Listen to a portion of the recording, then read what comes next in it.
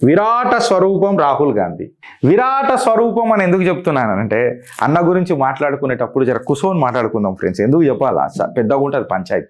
నిన్న మన విరాట స్వరూప్ ఏంది గిరీషియాలో కొత్తగా మాట్లాడుతున్నావు విరాట స్వరూపం అని అంటే, ఎవరో కాంగ్రెస్ నాయకులు వచ్చి ఏమన్నారు తెలుసా, కాంగ్రెస్ కా రాహుల్ గాంధీజీ ఏ క్యాస్ట్కు చెందినోడు కాదట, ఆయన సర్వంతర్యామి, అన్ని కులాలు ఆయన లోపలనే లీలమైపోతాయి.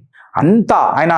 అప్పుడు శ్రీకృష్ణుడు అంటాడు చూడు, నాకే బాదరబందీలు లేవు, నేను పరబ్రహ్మ స్వరూపాన్ని, ప్రతి బ్రహ్మాండంలో ప్రతి వస్తువు నాలోనే లీనమవుతుంది, నేనే పరబ్రహ్మ అని చెప్పి మాట్లాడతాడు చూడు. నాకు జరా గట్లాంటి ఆలోచనలే, ఇట్లా మొత్తం నేను ఇట్లా అర్జునుని అయినట్టు ఆయన నాకు విరాట స్వరూపం ఇట్లా చూపించి, విశ్వరూపం చూపించి నాకు బోధన చేస్తున్నట్టు నిన్న రాత్రి కళ.